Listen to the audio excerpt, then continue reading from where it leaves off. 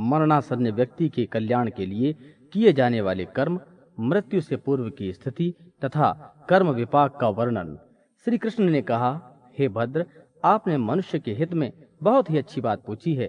सावधान होकर इस समस्त अर्थदैहिक क्रिया को भली भांति सुने।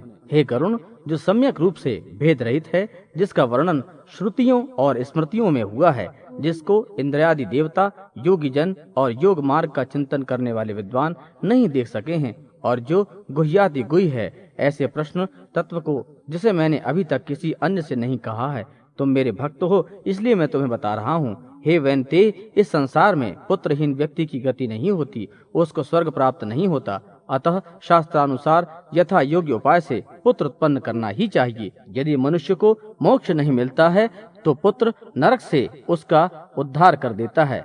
पुत्र और पुत्र को मरे हुए प्राणी को कंधा देना चाहिए तथा उसका यथा विधान अग्निदाह करना चाहिए। शव के नीचे पृथ्वी पर तिल के सहित कुश बिछाने से शव की आधारभूत भूमि उस ऋतुमती नदी के समान हो जाती है जो प्रसव की योग्यता रखती है। मृतक के मुख में पंचरत्न डालना बीज वपन के समान है, जिससे आगे जीव की शुभ गति का निश्चय होता है। जैसे पुष्प ऋतुकाल में स्त्रियों का रजोदर्शन न होने पर भी गर्भ धारण संभव नहीं है, वैसे ही शव भूमि भी तिल कुश आदि के बिना जीव की शुभ योनि में कारण नहीं बन पाती। इसलिए श्रद्धा पूर्वक तिल कुश पंचरत्न आदि का यथा विधान विनियोग आवश्यक है। गोबर से भूमि को सबसे पहले लीपना चाहिए, तदंतर उसके ऊपर तिल और कुश बिछाना चाहिए। उसके बाद आतुर व्यक्ति को भूमि पर कुशासन के ऊपर सुला देना चाहिए। ऐसा करने से वह प्राणी अपने समस्त पापों को जलाकर पाप मुक्त हो जाता है। सबके नीचे बिछाए गए कुछ समूह निश्चित ही मृत्युग्रस्त प्राणी को स्वर्ग में ले जाते हैं, इसमें संशय नहीं है। जहाँ पृथ्वी पर मल मूत्रादि का लेप संबंध नहीं है, वहाँ पर सदा पवित्र है, और जहाँ मल मूत्रादि का लेप संबंध है, वहाँ मल मूत्रादि का अपसारण करके गोपमय से लीप करने से वह शुद्ध होता है। गोबर से बिना लीपी हुई भूमि पर सुलाए हुए गए मरणासन्न व्यक्ति में यक्ष, पिशाच एवं राक्षस कोटि के क्रूर कर्मी दुष्ट लोग प्रविष्ट हो जाते हैं। मरणासन्न की मुक्ति के लिए उसे जल से बनाए गए मंडल वाली भूमि पर ही सुलाना चाहिए, क्योंकि नित्य होम, श्राद्ध, पाद प्रक्षालन, ब्राह्मणों की अर्चा एवं भूमि का मंडलीकरण भूमि के हेतु माने गए हैं। बिना लिपि पुती मंडलहीन भूमि पर मरणासन्न व्यक्ति को नहीं सुलाना चाहिए। भूमि पर बनाए गए ऐसे मंडल में ब्रह्मा, विष्णु, रुद्र, लक्ष्मी तथा अग्नि आदि देवता विराजमान हो जाते हैं। अतः मंडल का निर्माण अवश्य करना चाहिए। मंडल विहीन भूमि पर प्राण त्याग करने पर वह चाहे बालक हो, चाहे वृद्ध हो, चाहे जवान हो, उसको अन्य योनि प्राप्त नहीं होती। हे तार्यक्ष, उसकी जीवात्मा वायु के साथ भटकती रहती है।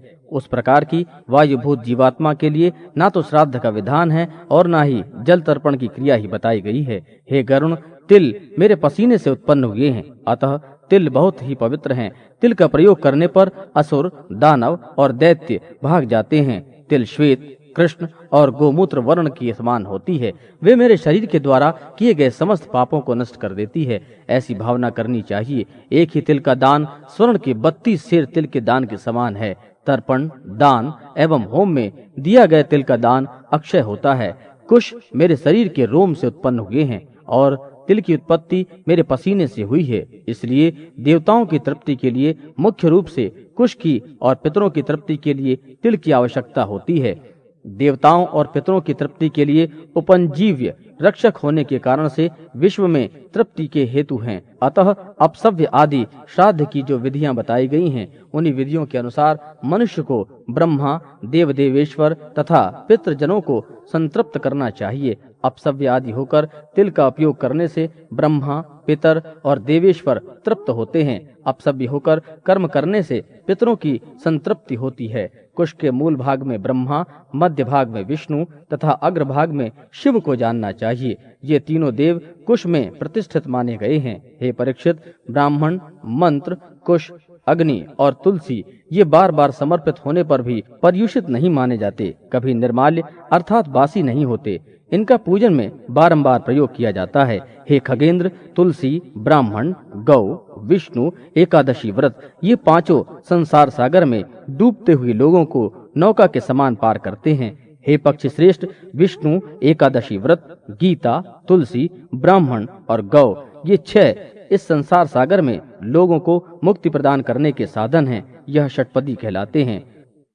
दर्भमूले स्थितो ब्रह्मा, मध्ये देवो जनार्दनः, दर्भाग्रे शंकरं विद्यात्, त्रयो देवाः कुशे स्मृतः, विप्रा मंत्रः कुशावाह्नि, तुलसी च खगेश्वरः, नैते निर्माल्यतां यान्ति, क्रियामाणाः पुनः पुनः, तुलसी ब्राह्मणः गावो, विष्णुरेकादशी खगः, पंचप्रवहणान्येषु भवाब्धो मज्जतां नृणाम्, विष्णुरेकादशी गीता, तुलसी विप्रधेनवः, असारे दुर्ग संसारे, षटपति मुक्तदायिनी। जैसे तिल की पवित्रता अतुलनीय होती है, उसी प्रकार कुश और तुलसी भी अत्यंत पवित्र होती हैं।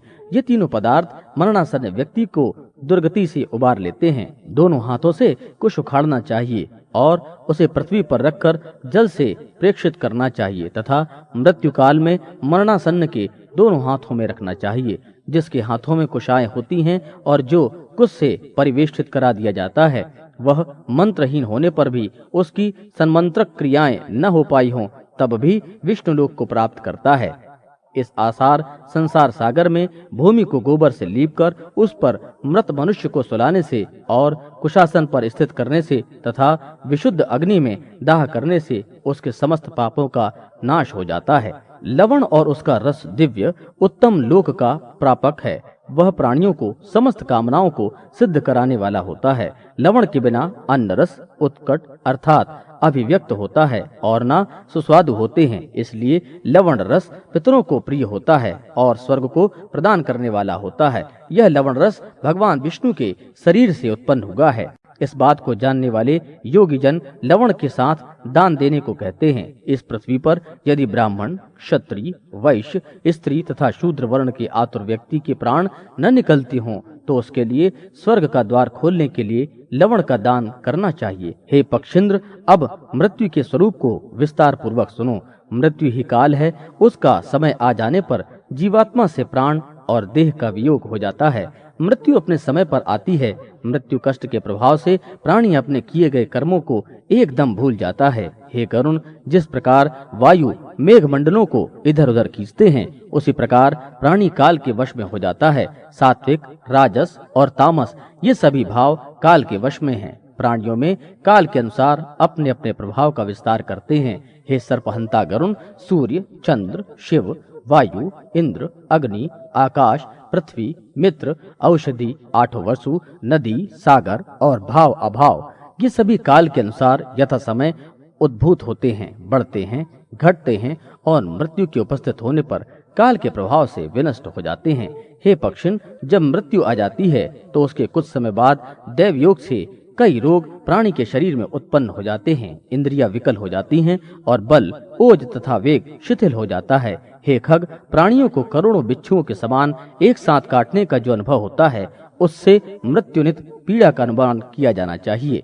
उसके बाद ही चेतना समाप्त हो जाती है, जड़ता आ जाती है। तदनंतर यमदूत उसके समीप आकर खड़े हो जाते हैं और उसके प्राणों को बलात् अपनी ओर खींचना शुरू कर देते हैं। उस समय प्राण कंठ में आ जाते हैं। मृत्यु के पूर्व प्राण का रूप विभत्स हो उठता है। वह फेन उगलने लगता है, उसका मुख लार से भर जाता है। उसके बाद शरीर के भीतर विद्यमान रहने वाला वह अंगुष्ठ परिमाण का पुरुष हाहाकार करता हुआ तथा अपने घर को देखता हुआ यमदूतों के द्वार यमलोक को ले जाया जाता है।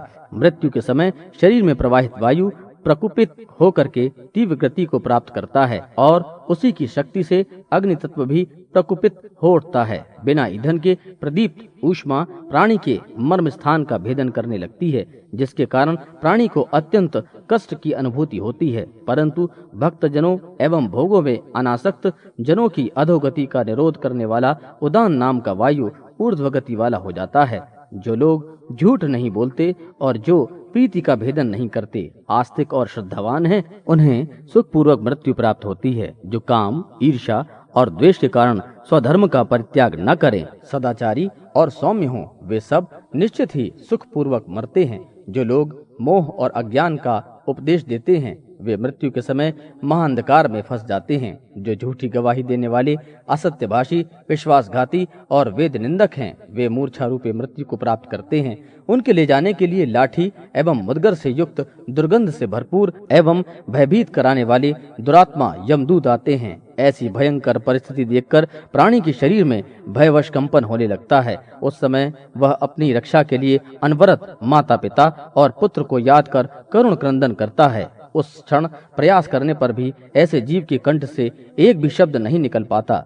भयवश प्राणी की आंखें नाचने लगती हैं, उसकी सांस बढ़ जाती है और मुख सूखने लगता है। उसके बाद वेदना से आविष्ट होकर वह अपने शरीर का परित्याग करता है और उसके बाद ही वह सबके लिए अस्पृश्य एवं घृणा योग्य हो जाता है। हे गरुण, इस प्रकार मैंने यथा प्रसंग मृत्यु का स्वरूप सुना दिया। अब आपके उस दूसरे प्रश्न का उत्तर, जो बड़ा ही विचित्र है, उसे सुना रहा हूँ। हे पक्षीराज, पूर्व जन्म में किए गए भांति भांति के भोगों को भोगता हुआ प्राणी यहाँ भ्रमण करता रहता है। देव, असुर और यक्ष आदि योनियां भी प्राणी के लिए सुखप्रदायिनी हैं। मनुष्य, पशु, पक्षी आदि योनियां अत्यंत दुखदायिनी हैं। हे खगेश्वर, प्राणी को कर्म का फल तारतम्य से इन योनियों में प्राप्त होता है। अब मैं इसी प्रसंग में आपसे कर्म विपाक का वर्णन भी करूंगा। हे गरुण, प्राणी अपने सत्कर्म एवं दुष्कर्म के फलों की विविधता का अनुभव करने के लिए इस संसार में जन्म लेता है। जो महापात की ब्रह्म हत्यादि महापातक जन्य अत्यंत कष्टवर्गीय रौरवादी नरक लोगों का भोग भोग कर कर्मक्षय के बाद पुनः इस पृथ्वी पर जिन लक्षणों से युक्त होकर जन्म लेता है, उन लक्षणों को आप मुझसे सुने। हे खगेंद्र, ब्रह्मा जी की हत्या करने वाले महापातरेकी को मृग, अश्व, सूकर और ऊंट की योनि प्राप्त होती है। स्वर्ण की चोरी करने वाला कृमि, कीट और पतंगा योनि में जाता है। गुरु पत्नी के साथ सहवास करने वाले का जन्म क्रमशः तृण, लता और गुल्म योनि में होता है। ब्रह्मघाती, क्षय रोग का रोगी, मध्यपी, विकृत दंत, स्वर्ण चोर, कुंखी और गुरु पत्नीगामी चर्म रोगी होता है। जो मनुष्य जिस प्रकार के महापातकियों का साथ करता है, उसे भी उसी प्रकार के रोग मिलते हैं। प्राणी 1 वर्ष पर्यंत पतित व्यक्ति का साथ करने से स्वयं पतित हो जाता है। परस्पर वार्तालाप करने तथा स्पर्श, निश्वास, सहयान, सहभोज, सह आयसन तथा योनि संबंध से मनुष्यों के शरीर में पाप संक्रमित हो जाते हैं। दूसरे की स्त्री के साथ सहवास करने से और ब्राह्मण का धन चुराने से मनुष्य को दूसरे जन्म में अरण्य तथा निर्जन देश में रहने वाले ब्रह्म राक्षस की योनि प्राप्त होती है। रत्न की चोरी करने वाला निकृष्ट योनि में जन्म लेता है। जो मनुष्य वृक्ष के पत्तों और गंध की चोरी करता है, उसे छछूंदर की योनि में जाना पड़ता है। धान्य की चोरी करने वाला चूहा, यान चुराने वाला ऊंट तथा फल की चोरी करने वाला बंदर की योनि में जाता है। बिना मंत्रोच्चारण के भोजन करने पर कौवा, घर का सामान चुराने वाला गिद्ध, मधु की चोरी करने पर मधुमक्खी, फल की चोरी करने पर गिद्ध, गाय की चोरी करने पर गोह और अग्नि की चोरी करने पर बगुले की योनि प्राप्त होती है। स्त्रियों का वस्त्र चुराने पर श्वेत कुष्ठ और रस का अपहरण करने पर भोजन आदि में अरुचि हो जाती है। कांसे की चोरी करने वाला हंस दूसरे का धन हरण करने वाला अपस्मार रोगों से ग्रस्त होता है तथा गुरुहंता, क्रूर कर्मा, बौना और धर्मपत्नी का परित्याग करने वाला शब्द भेदी होता है। देवता और ब्राह्मण के धन का अपहरण करने वाला, दूसरे का मांस खाने वाला पांडु रोगी होता है। भक्ष्य और अभक्ष्य का विचार न रखने वाला अगले जन्म में गंडमाला नाम का महारोग से पीड़ित होता है। जो दूसरे की धरोहर का अपहरण करता है, वह काना होता है। जो स्त्री के बल पर इस संसार में जीवन यापन करता है, वह दूसरे जन्म में लंगड़ा होता है। जो मनुष्य पति परायण अपनी पत्नी का परित्याग करता है, वह दूसरे जन्म में दुर्भाग्यशाली होता है। अकेला मिष्ठान खाने वाला वात गुल्म का रोगी हो जाता है। कोई व्यक्ति यदि किसी ब्राह्मण पत्नी के साथ सहवास करे तो श्रृंगाल, शैया का हरण करने वाला दरिद्र, वस्त्र का हरण करने वाला पतंग होता है। मात्सर्य दोष से युक्त होने पर प्राणी जन्मांध, दीपक चुराने वाला कपाली होता है। मित्र की हत्या करने वाला उल्लू होता है। पिता आदि श्रेष्ठ जनों की निंदा करने से प्राणी क्षय का रोगी होता है। असत्यवादी, हकला कर बोलने वाला और झूठी गवाही देने वाला जलोदर रोग से पीड़ित होता है। विवाह में विघ्न पैदा करने वाला पापी मच्छर की योनि में जाता है। यदि कदाचित उसे पुनः मनुष्य की योनि प्राप्त भी होती है तो उसका ओठ कटा होता है। जो मनुष्य चतुष्पथ पर मल मूत्र का परित्याग करता है, वह वृषल अपशुद्र होता है। कन्या को दूषित करने वाले प्राणी को मूत्र, कृच्छ और नपुंसकता का विकार होता है। जो वेद बेचने का अधर्म करता है वह व्याघ्र होता है। आयाज्य का यज्ञ करने वाले को सूअर की योनि प्राप्त होती है। अभक्ष भक्षण करने वाला व्यक्ति बिलौटा और वनों को जलाने वाला व्यक्ति खगोत जुगनू होता है। बासी और निषिद्ध भोजन करने वाले को कृमि तथा मात्सर्य दोषों से युक्त प्राणी को भ्रमण की योनि मिलती है। घर आदि में आग लगाने वाला कोढ़ी और आदित्य का उदान करने से मनुष्य बैल होता है। गायों की चोरी करने पर सर्प तथा अन्न की चोरी करने पर प्राणी को अजीर्ण रोग होता है। जल की चोरी करने पर मछली, दूध की चोरी करने से बालिका का और ब्राह्मण को दान में बासी भोजन देने से कुबड़े की योनि प्राप्त होती है। हे परीक्षित, जो मनुष्य फल चुराता है उसकी संतति मर जाती है। बिना किसी को दिए अकेले ही भोजन करने वाला व्यक्ति दूसरे जन्म में संतानहीन होता है। संन्यास आश्रम का परित्याग करने वाले व्यक्ति आरूढ़, पतित और पिशाच होता है। जल की चोरी करने से चातक और पुस्तक की चोरी करने से प्राणी जन्मांध होता है। ब्राह्मणों को देने की प्रतिज्ञा करके जो नहीं देते उन्हें सियार की योनि प्राप्त होती है। झूठी निंदा करने वाले लोगों को कछुए की योनि प्राप्त करना पड़ता है। फल बेचने वाला दूसरे जन्म में भाग्यहीन होता है। जो ब्राह्मण शूद्र कन्या से विवाह कर लेता है वह भेड़िए की योनि को प्राप्त करता है। अग्नि को पैर से स्पर्श करने पर प्राणी बिलौटा और जीवों का मांस खाने पर रोगी होता है। जो मनुष्य जल के स्रोत को विनष्ट करता है वे मछली होते हैं। जो लोग भगवान हरि की कथा और साधु जनों की प्रशस्ति नहीं सुनते उन मनुष्यों को कर्णमूल रोग होते हैं। जो व्यक्ति पराये के मुख में स्थित अन्न का अपहरण कर लेते हैं वे मंद बुद्धि होते हैं। जो देव पूजन में प्रयुक्त होने वाले पात्रादिक उपकरणों का अपहरण करते हैं उसे गंडमाला रोग होता है। दंभ के वशीभूत होकर के जो प्राणी धर्माचरण करता है उसको गज चर्म का रोग होता है। विश्वघाती मनुष्य के शरीर में शिरोरति रोग होता है। शिव के धन और निर्माल्य का सेवन करने वाला व्यक्ति शिशन पीड़ा से ग्रस्त होता है। स्त्रियां पापी की भागनी होती हैं और उन्हें इन्हीं जंतुओं के भारिया होना पड़ता है। उक्त कर्मों के कुफल से प्राप्त नरक का भोग करने के बाद मनुष्य इन्हीं सब योनियों में प्रविष्ट करता है, ऐसा निश्चय समझना चाहिए। हे खगपते, जिस प्रकार इस संसार में नाना भांति के द्रव्य विद्यमान हैं, उसी प्रकार प्राणियों की विभिन्न जातियां भी हैं। वे सभी अपने अपने विभिन्न कर्मों के प्रतिफल स्वरूप में सुख, दुख एवं नाना योनियों का भोग करते हैं। तात्पर्य यही है कि प्राणी को शुभ कर्म करने से शुभ फल की प्राप्ति होती है और अशुभ कर्म करने से अशुभ फल की प्राप्ति होती है।